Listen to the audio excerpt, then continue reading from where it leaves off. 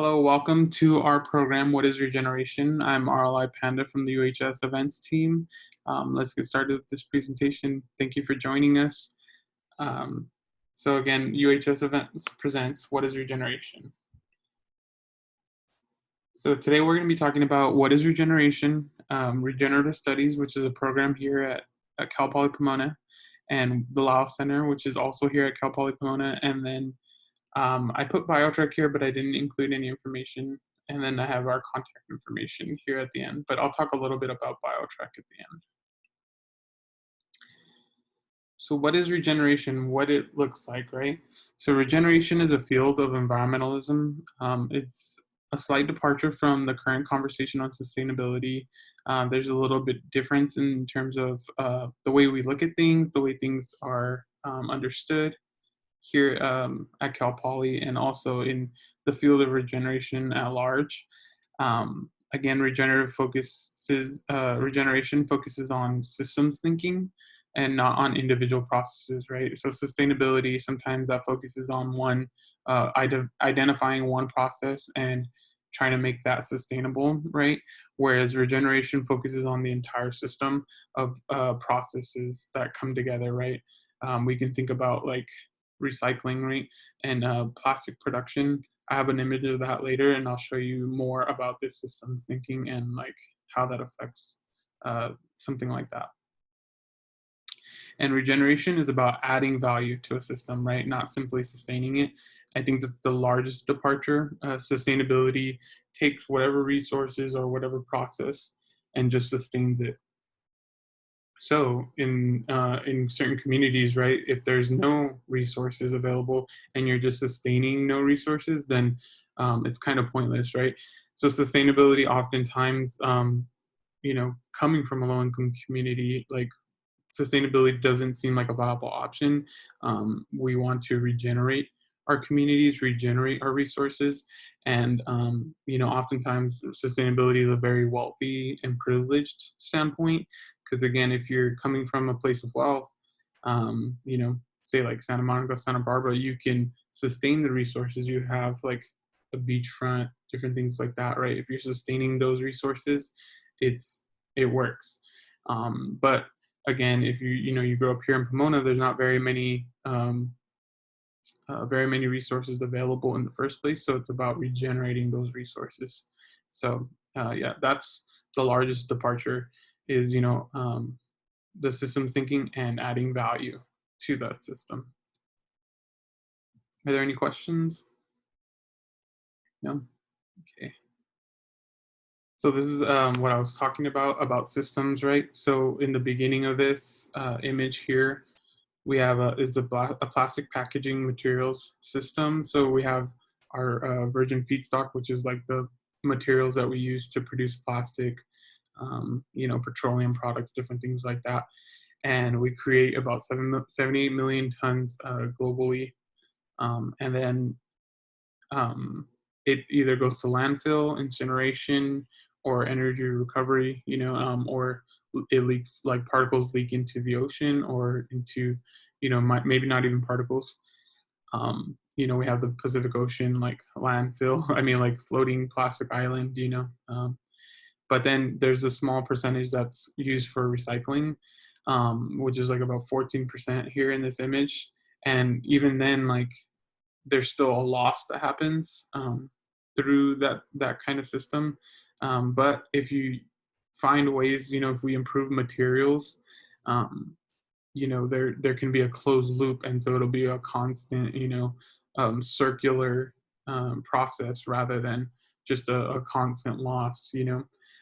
One alternative to plastic right now that's really really taking over the plastic packaging industry is bioplastics, which is using biomaterials, so like plant materials with complex polymers digested into a form that can be used to create plastic. And that process, if used properly, if treated properly in the after it's thrown away, it can be very there can be a huge difference in recycling and closing that loop rather than it going to landfill. All of it can be recycled. All of it can be turned back into plastic and also used for different energy systems and things like that. So that, again, the system has a lot of processes, right? If you look at this image, there's so many different routes in the system here, in this just plastic packaging system.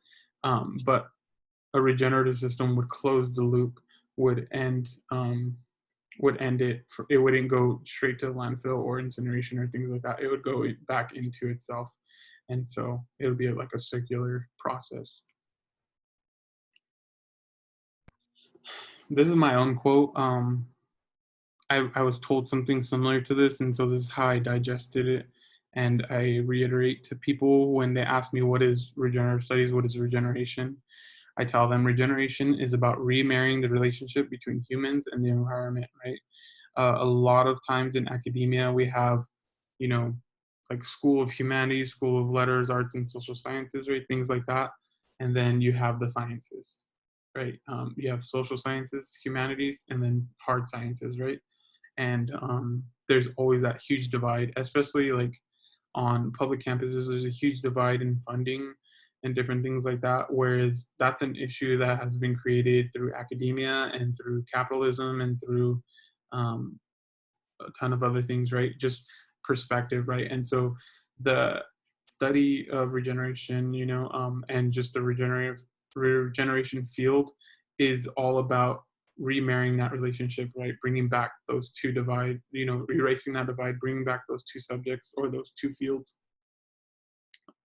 though very large, right? Um, you know, we're always in our environments, whether it be a built environment or just a natural environment. um, we have to understand the relationship between us and those environments and how we impact them, right? And I have this question: how do we affect the systems around us? That's something to think about as we continue to live our lives, right? How do we impact those systems? Is it, how do we consume energy? How do we um, treat the natural environment? Like, do we desecrate it? Do we improve it? Do we contribute to it? Or are we just ruining that environment or taking from that environment? Are we giving to these systems, right? So again, regenerative studies, right? So this is a program here at Cal Poly Pomona. It's the only program in the nation that is a part of an academic institution, which is a huge deal. Um, which is often underappreciated, I believe. But it's a massive deal for regenerative studies in general. For this program to be a part of an academic institution, for it to be a degree program, is a huge deal, and it's helping push forward, the field in general. And so what regeneration looks like as an academic program right here at Cal Poly Pomona, we have two different aspects of this program. We have the Master of Science program, which is I'm currently in. It's a graduate program. And then we have an undergraduate program, which is our minor track that we have here. So students can fulfill their general education requirements while taking regenerative studies courses and learning about entry level, lower level classes about regenerative studies and regeneration in general. Um, I think there's different programs, different classes, and they're taught by different professors, right? So some professors are coming from landscape architecture, some are coming from anthropology, some are coming from geography, engineering, different places like that. Because again, regenerative studies, it tries to capture, almost everything. Our We have to understand how we exist, right? And we exist in every sphere, right? In this world, we exist in every sphere. We affect our oxygen cycles, our carbon cycles, our water cycles, right? We affect the built environment because, again, we are building that environment. We affect healthcare. We affect housing, all these different things we have to consider that are a part of regenerative studies. Currently, for myself, I'm more focused on cultural regeneration, for indigenous cultures, and that's kind of where I'm coming in. So that's something that's like sometimes not even considered part of regenerative studies, but it is I'm bringing it to the table and it's part of it, and I'm tying some things together, to talk about this.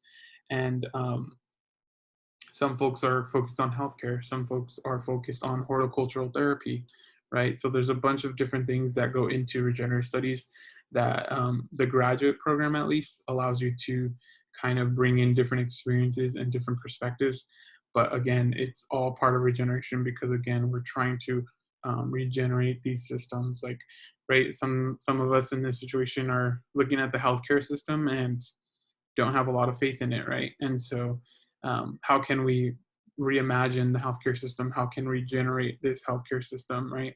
How can we reimagine housing? How can we make housing regenerative, so that it's not detrimental?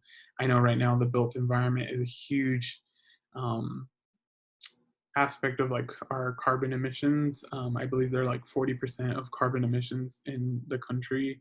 So that's a huge amount. So that's something that, that's constantly being talked about in regenerative studies. And that takes me to the major fields, right? So there's 6 major fields that are being focused on right now. A lot of them include regenerative technologies. But again, like regenerative technology is its own thing as well. But regenerative technology goes into all of these different aspects as well, and regenerative practices. So the major fields are built environment, which is like buildings and things like that; industry, which is manufacturing processes and things like that, materials; and then we have energy. I think that's like the most easily understood or like most widely known sector. Like we're talking about solar energy, wind energy, hydro energy, different things like that, where they're natural, regenerative things that are renewable. And then energy includes like batteries, so like storage, different things like that. And so then we have transportation. A big one is vehicles, how to make them more regenerative, less emissive when it comes to greenhouse gases. And then even like public transportation, right? That's something that we're constantly talking about. And then agriculture. This one has progressed a lot lately. We have regenerative agriculture, which is a big field right now. Not so much here in Southern California. There's not a lot of land that is being used for regenerative agriculture. You go into like the Riverside County area, San Bernardino County area, you have huge parcels of land being used for agriculture, but regenerative and probably not even sustainable agriculture is being introduced yet or being utilized. Those processes are not being utilized, but that's something that regenerative studies is trying to push forward and study more. And then you have land use, right? What does land use mean? And that gets into urban planning, city planning, different things like that. Agricultural planning, like how does, where do we place agricultural fields? How do we feed people? What about urban forestry? What about forestry in general? Things like that, right? So just rethinking land use. Like, why do we have huge, massive amounts of acres just dedicated to corn when that's very detrimental to the environment? Why are we slashing and burning the Amazon rainforest when there's so much biodiversity there and different things that are beneficial to our environment, right? So these are things to consider. These are the major fields, and we'll go through some of those right now. Just a really quick question. So, can you hear me? Yeah. Okay, great. So, on the agricultural aspect, is it just like what you just said? Like they're breaking down the land and they're trying to find the most efficiency in terms of what they plant, how they plant. But I'm just curious, are they also trying to, like, let's say a crop's done, trying to use, I guess, the leftovers to create something, whether it be like, for example, like hemp, right? You can create clothing. Is this part of kind of the regenerative studies in that sector? Okay, cool. And I think that's the interesting part about agriculture, right? Everyone thinks just, the farming aspect, right? But what do we do with that wasted food? Is that food going to be wasted? Like, how do we recover that food? How do we make it to increase food security, in different areas, and especially in urban populations? How do we increase the soil quality? things like that, right? It's not just about, oh, let's get the most food out of this plot of land. It's about restoring the land there, like the soil, and then also like intercropping, different things like that, provide like increasing like the beneficial insects, increasing the habitat for pollinators, things like that. Those are all different parts of regenerative agriculture. And there's a lot of different organizations that are focused on that. I know one that's really popular here in Southern California. They're based in LA.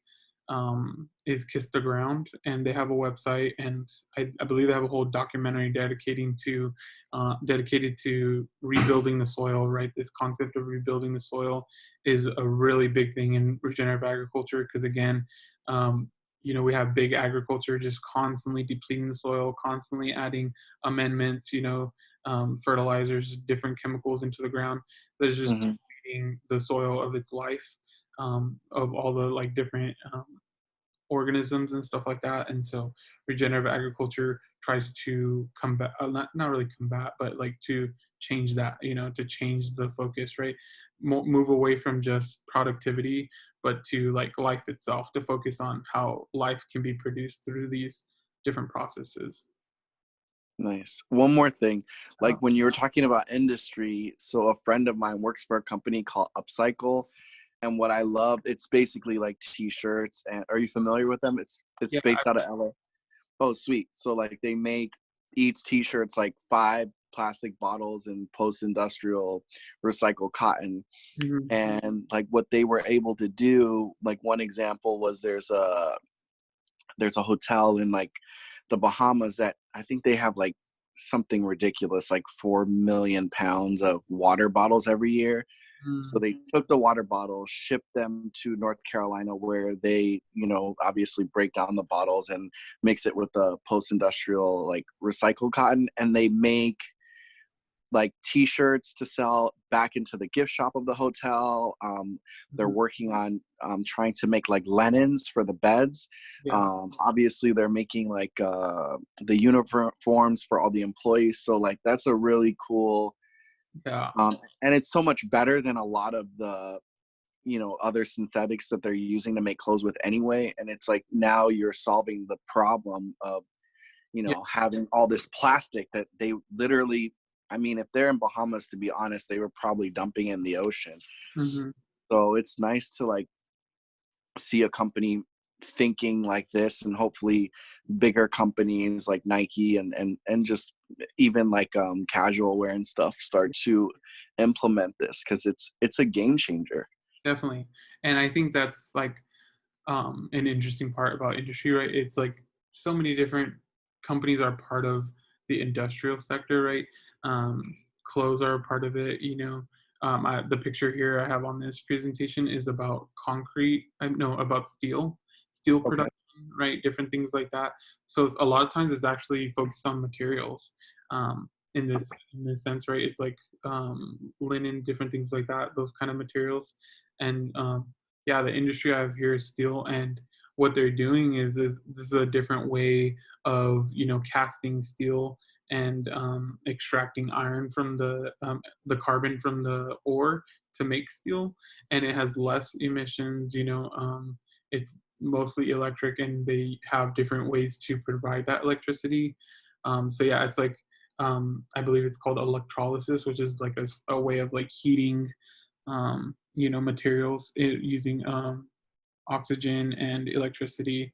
So it's very interesting to see regeneration in different forms, in different industries, right? There's like different ways of producing concrete, rather than using I forgot what material, but I know that there's some materials like using like coal and things like that that are way too emissive, way too carbon intensive, and they have like different materials now that are less emissive and less harmful for the environment, and also where they're sourcing those materials is less harmful as well, and they're more abundant and regenerative than other materials. So yeah, again, so that was the industry area. Then we have energy. I included a picture here. This picture captures pretty well what some of the pushes are in the energy industry in terms of regenerative technology. We have, wind turbines here, but then also we have some batteries here. These are some Tesla batteries, and some of the technology that Tesla is introducing are like really high capacity batteries that also allow for AI technology to detect when peak hours are, to figure out the algorithm in terms of like when you need to use energy and when to store it, and so that it switches automatically to like the flow of energy, and so it makes energy, renewable energy, a lot more efficient. And so Tesla's been doing some great things there. And then we have the built environment. This is a picture of the Law Center. It's a very pretty picture. And the built environment, we're talking about, construction materials, strategies to, have passive cooling, passive heating, different things like that, so that it's less consumptive of energy and thus reducing carbon emissions as well. Um, and then we have agriculture, of course, we just talked about regenerative agriculture. There's different technologies as well. Oh, I didn't fix that. Okay. Um, but yeah, they talk about rebuilding the soil. Again, there's Kiss the Ground. Transportation, I included a Tesla vehicle. Transportation is interesting because, again, it's more about batteries, using energy, different forms of energy, but also different materials, improving the materials so that they're um, less less impact in terms of its sourcing, but also that they're lighter materials so that it uses less energy, things like that. And then land use is probably the most tricky in understanding, but um, in this picture you can't really tell. Maybe I can zoom. Oh yes, I can zoom. Um, So these are this is some from a paper written by I believe Kyle Brown. I'm not sure, but this is a pre-industrial, and this image actually looks, I guess here it's taken from John Lyle's Regenerative Design for Sustainable Development book. So you look at, these are different plots of land. Pre-industrial means like before, industrial agriculture, and this is how like people lived. The little crosshair, the little lattice kind of pattern is the settlement, so like where people live, and then agriculture is the lighter dots, and then just a natural is the darker pieces, right? So that's pre-industrial, and that's just how like people used to exist, right? You would settle somewhere and you would grow food around you, and then just that's it, and just provide for yourself or for your small community. And then industrial got into, larger settlements, and then just large acres of land, used for industrial agriculture. And so again, removing a lot of the like natural environment. But then again, this idea of regenerative, right? Again, remarrying that relationship, getting back to, being close within nature, but also, existing as well. It's not about just completely, okay, let's get off the land, let's let it be its thing and like don't use it at all, right? Regenerative studies focuses on using it still for human existence, right? But still being in relationship with it, not to where it's to a point where it's not detrimental, but regenerating that relationship and that system.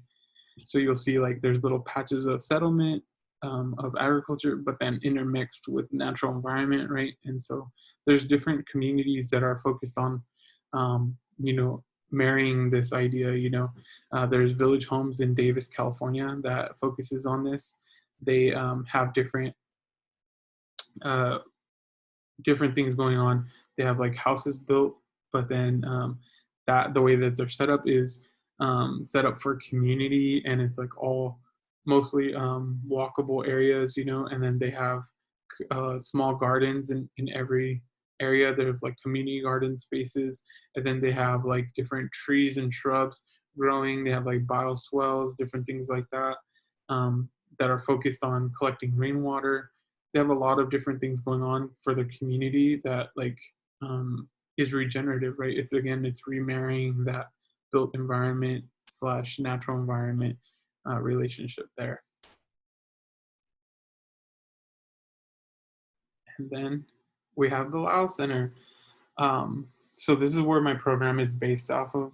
It used to be called just the Center for Regenerative Studies, but it was recently renamed the Lau Center for Regenerative Studies. It was founded by John Lyle, and when he passed away, they renamed it after him. And that was well before my time here. But this is the Lau Center. You can kind of see these are some of the buildings that are being used. So in this first section of buildings, these are like classrooms. Especially this back building has a few classrooms. This door on the right exposed to these trees is actually the classroom I'm in most of the time. And then you'll see some of these back buildings are actually used for residential housing. So they're part of university housing services.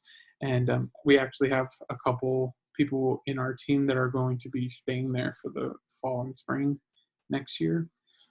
And though all of these buildings are, they were created and intended to have the least amount of impact on the environment, using the least amount of energy possible by implementing passive strategies for cooling and heating.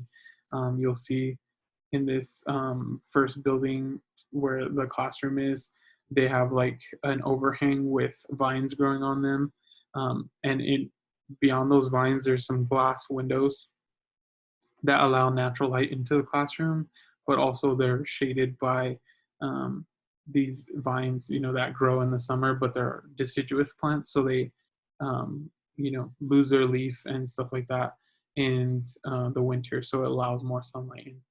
And so they have like evaporative cooling systems to allow for cooling with low energy use. And then the envelope of the building is actually wooden paneling, and so the wood actually serves as a like a thermal mass to allow for the heat to be absorbed before it actually penetrates into the building. So it acts as an insulation, and you'll see some solar panels there on one of the buildings. And there's just different ways that they implement. They have multiple vents throughout the building to allow the heat that rises up to escape, and then they have some vents on the bottom. In front of this building, they have the glass windows. There's like two small vents on the bottom to allow cool air to come in. And so these are some passive strategies you'll even see on these buildings, like they have small windows to allow heat to escape and different things like that. So again, they try to implement, basically practice what they preach, right? And so here's a small video of like a promo video that Cal Poly Pomona has made for the Lau Center. The mission of the Lau Center for Regenerative Studies is to educate our next generation on the global issues facing our environment and help motivate and promote these young students so that we can go out and solve these enormous problems. The Lau Center is an oasis to Cal Poly Pomona. It is a place that one can experience something incredibly different. It's kind of like a hidden gem. It's really a beautiful space. It's really quiet up here and peaceful. We have a grad program and an undergrad program. Our grad program is the Master of Science in Regenerative Studies. We have an undergrad program that is open to all students in the university. We have students coming from all sorts of disciplines that take classes that have to do with sustainability. The basic component is interdisciplinary. So when I came here, I had a professor that managed me in biology, one in geography, and another one in regenerative studies. So having those three perspectives in my project really helped me fuse new ideas. The Lau Center is a really important space given environmental issues and climate change that we're dealing with today. It's a good place to really learn how to speak different languages within all the different fields that are working on climate change solutions. We have, through the Industrial Revolution and our global economic system, really damaged ecosystems to the brink of real catastrophe.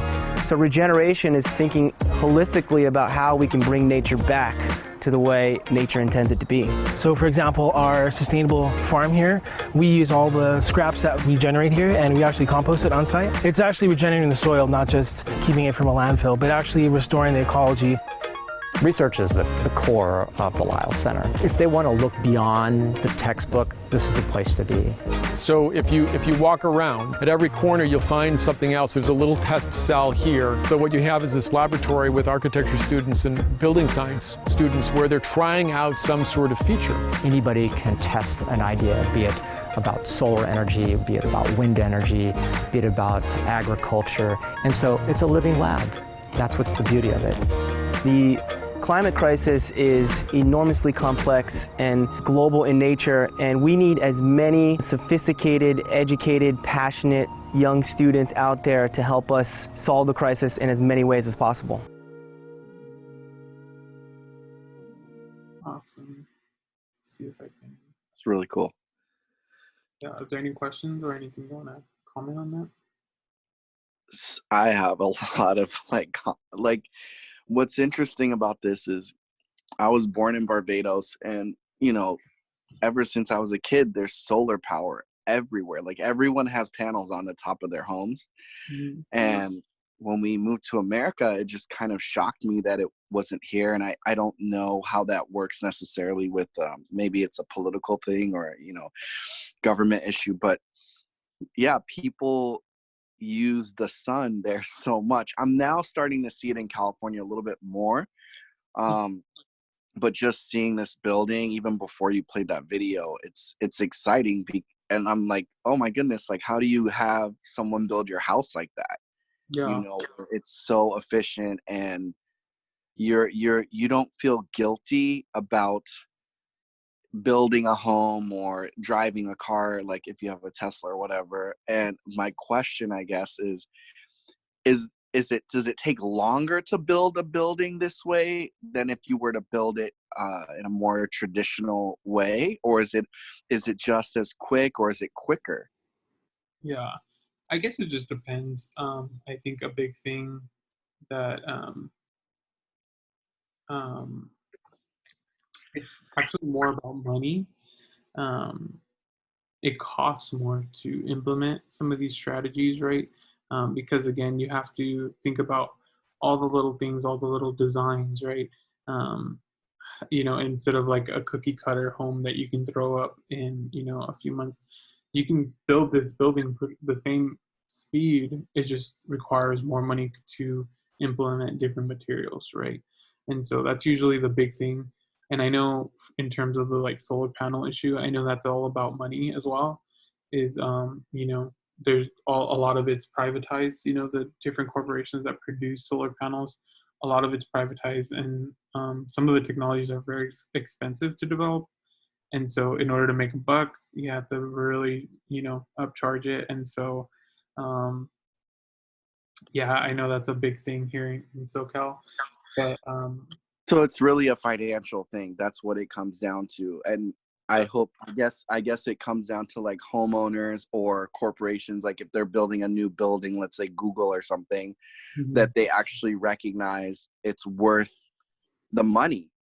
I mean, it's a no-brainer. If you destroy Mother Earth, then you're not going to have a company. You're not going to have an environment to have a nice home and clean air. And so it's a little sad to hear that, it comes to money, because in most things, unfortunately, we pick in terms of like capitalism, like they pick the cheapest route, right? They're going to make t-shirts as cheap as they can make them and not really be concerned too much about the long lasting effects. So hopefully people start to understand like the longer, have a bigger vision, I guess, because it's like quick money instead of thinking about all these amazing things that you can have, from t-shirts to like buildings. And who cares if it costs a little bit more or even takes a little bit longer. Yeah. And I think that's the interesting thing is like upfront, it costs more. But in the long run, right, energy consumption ends up costing more if you shortcut some of these things. But if you don't, you save on energy, you save on, a lot of different things that um, normally you would have to pay for. And so it definitely pays off itself in the long run, especially if you're building a home.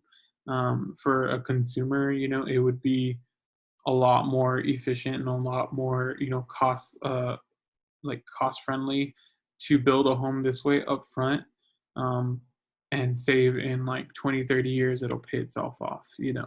And I Eh, think that's a lot of the rhetoric behind solar panels right now is that, like, oh, if you invest in solar panels, it'll pay itself off. You'll eventually sell energy to Edison or other companies. well, I think isn't the other thing, like you're gonna have less maintenance, I would imagine, on your home, um, if you have like a built-in cooling system, so to speak, or a heating system, like, correct? So the cost over time, Yeah. and so like even with cars, like there's no maintenance on a Tesla or any electric car really. Mhm. Only issue is when the battery dies. Yeah. But with any other car, you're dealing with oil, you're dealing with transmission, um, all these different components that you have to maintain in order for the car to run. So Exactly. yeah, that's it. Interesting. It's really, really interesting.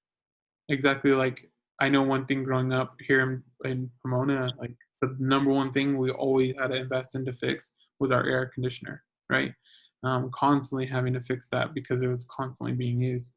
But if you have, buildings with passive cooling, you don't have an air conditioner unit that you have to worry about, right? You just open up the vents that takes like less than a minute to open up, and then,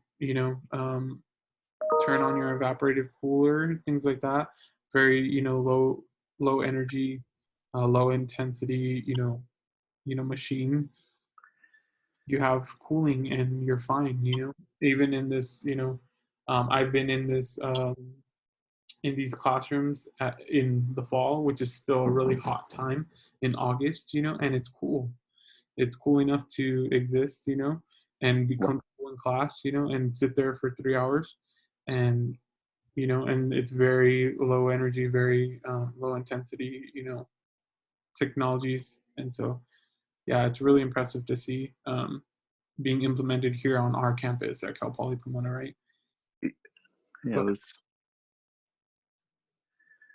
one more question. So, like, if someone would want to build a house, when they go to the builder, can they request that it's built this way, or are there certain builders in California that only do this, or how does that work? yeah, I think it just depends on the architect, right? The architect usually is the one that either knows or doesn't know about these strategies, right? I know Okay, people who do know these things, and like, not there's not a lot of people who are like, oh yeah, let's use passive strategies. right, The architect slash engineer will always look for, okay, like, what's going to be the cheapest for me to pay someone to build it. What's going to be the most efficient in terms of, like, again, cost, speed, yeah, materials, or whereas like someone who's looking to buy a house is trying to buy the cheapest bid, buy the cheapest project, right? Someone right. paid to build a house, right? But again, if you really want this, you can, and get these things. Someone in our cohort is actually a practicing architect, and the director of the law center is a practicing architect as well, and they know these things. They know how to implement these things, and there's a fair amount of architects that are doing these things. Passive strategies is just, it can be costly, to upfront, especially. It's super fascinating though, because there's companies out here that like are making homes out of containers, Yeah. and they're totally custom, and they're, I mean, you can move them. Yeah. So let's say there's a certain time of the year where it's colder or hotter on your property, they can actually be shifted. And Hmm. I mean, like I said, you can customize it where they're stacked. It's so, and they're so inexpensive. You can get container setups per container anywhere from $3,000 a container to $60,000 a container. But when you're thinking about, even if you had 5 containers, it's still significantly cheaper than buying a home. Obviously in California, you have to pay, you're paying for the land, and the land's expensive. But I think all in all, at least in California, it's the cheaper and better alternative. Yeah. Far. And if you can add solar panels to it, then you're now generating energy with your container, essentially your container house. Yeah. No, definitely. There's a lot of different strategies, different materials, different styles of housing that are being created that aren't being popularized again, because like there's this cookie cutter building that happens that is more accessible, I guess, sometimes up front for some people and for companies, but ultimately, like when you consider the environment, when you consider comfort, when you consider energy use, when you consider costs, things like that, right? Maintenance, it's obvious which practice is better, And so, yeah. Are there any more questions? No, thank you so much. Definitely. No, thank you for contributing. This is another picture of the Law Center. This is more of like the campus. I think it captures like the entire campus. Maybe not the entire. It still goes on a little bit more to the right, and then there's like a parking area to the left as well, like a hill area. Anyways, so this is the main building that we were looking at earlier. This main building in the picture, in the center of the picture, is actually the commons. There's a kitchen, industrial kitchen there, and like a common space used for like bigger class sizes. And then you have these 2 housing structures right here. The one closest to the water is actually called Riverfront. So the original concept was to have water running from pond to pond. There's actually another pond on the other side of this. You'll see like that dry material. Those are cattails, dry cattails that are supposed to be, they were supposed to be treating wastewater. And then so it would travel from one pond to the next and eventually end up as clean water. But state regulations doesn't allow for open pit like wastewater, like black water. You can't have open pit black water just standing there. So, but the water would run under the residential building here into the next pond and provide cooling for the building just through water running underneath it. And so, but because of that, it gets really warm in these in this building in the common space. So it's not as functional as it should be, but it's still an impressive idea to try to implement. And if state regulations allowed, it would be very functional and very useful. But yeah, then we have our garden here. It's used for regenerative agriculture. That's actually run by Jill, who's the groundskeeper. She does a great job of, she used to provide produce for a CSA that she was doing here on campus, but now they're looking towards providing produce for our students facing food insecurity on campus for the future.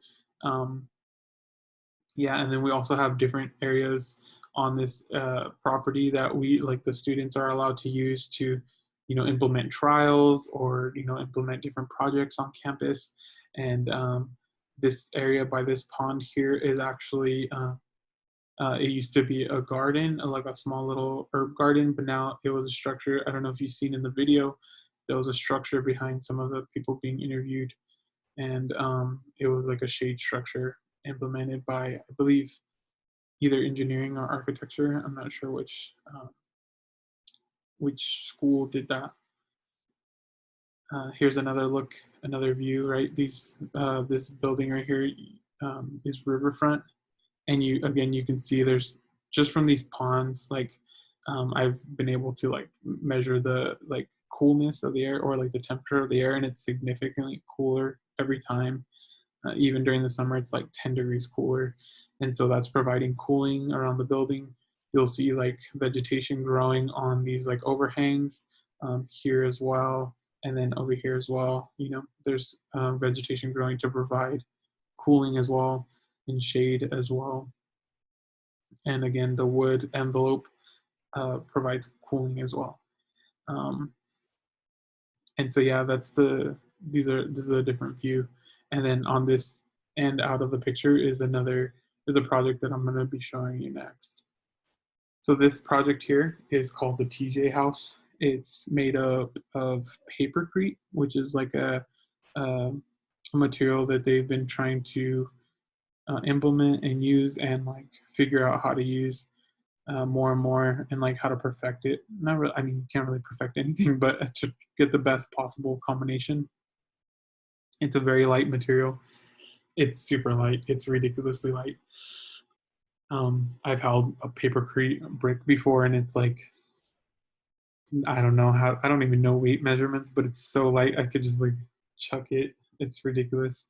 Um, and so, and it's, you know, it acts as an insulator, you know, and so it's a very inexpensive material to create and utilizes a building. So this was a project implemented by one of the graduate students to build this house for like people in Tijuana, Mexico. Um, there's different issues with that, you know, different trying to impose something on a different community. However, it's still a regenerative, you know, built environment. Um, you see the vents up here, like the ventilation being implemented, right? Natural sunlight, you know, different things like that. This would also provide heating during the winter, different things like that. And so, yeah, that's something that we can see at the Law Center, and also that can continue to be shared widely, right? But yeah, Can I ask you a question real quick, yeah, please? So in terms of building homes, are there any like tax benefits in the state of California? Like I know with like if you buy an energy car, you get a like a kickback in a sense for, you know, bringing lower emissions to the state of California. So are there any incentives, that's the word I was looking for, to build a home? yeah. I'm not sure about incentives. I think there are, because I know that there's some for homeowners, like so there were solar panel incentives, but then there's like also like different certifications for like LEED. I don't know if you ever heard of that. It's like having a certain level of sustainability in your home, like uh, Okay. how it's built, like the building is like LEED certified, or like it's considered like a living building. And so I believe there are incentives to owning a home that falls into those certifications, right? Um, I'm not sure though, but I'm not sure about building them either. Like if there's incentives to that, I'm sure there are. Um, I especially, guess once it's complete, right? Like, because to me, I'm looking at it like, okay, how do you get more people to build their homes like this? And ultimately, why do some people drive Teslas because they like the way they look or whatever, but ultimately it's nice to get $10,000 back yeah, from buying any car. And they do it on all their models, and they do that with Volt and so on and so forth. So if there was some type of incentive built in, whether it's a tax break or actual cash back from the government, yeah, because you're doing wonders for the state as well as the environment as a whole, like that would, people are motivated by money, unfortunately. yeah, So they make a move like that a lot of times because of saving or making money opposed to saving the environment. But I think that's one of the best ways to shift everyone's like thinking, you know, even in terms of recycling like your own bottles, like mm, certain centers pay you money, and now all of a sudden people are more incentivized to like take their bottles to the recycling place. definitely. I think So that's something that like is definitely in conversation, right? I know that there's different policies being pushed forward to incentivize to all these different industries, right? Um, and I think that's like always part of the conversation is like how do we incentivize us, you know, implementing different practices, different processes, different materials, right? And so yeah, I think that's something that is trying to be pushed forward, is incentivizing these types of buildings, these types of homes. You know, I'm not sure if there is incentives already in place though. Um, it'd be curious to see like how many politicians like actually visit the Lyle Center and stuff like that, because it's Yeah. super important, you know. Yeah, I'm not sure how many do, but I know that like the former director, um, oh, I guess Maria said that there are incentives for that, so that's awesome. I feel like it's still not enough though, right? There needs to be more. I think more on the corporate side, right? More companies being to build these homes, because again, a lot of homeowners aren't building them or like paying for them to be built. They're buying already built homes. Oh, so you're saying like in terms of the corporate, you're talking about the bigger builders, not corporations, Mhm. or both? Like on, yeah, like on not on the consumer, not on the homeowner, right? But it should be on the corporations that are paying for these things to be built, or the construction people to implement different materials.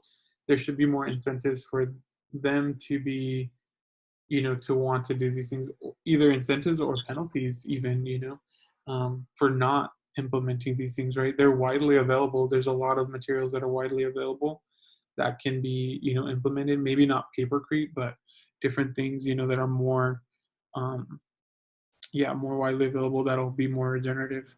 So I think that's something to be thinking about as well. But yeah, you should consider the regenerative studies program.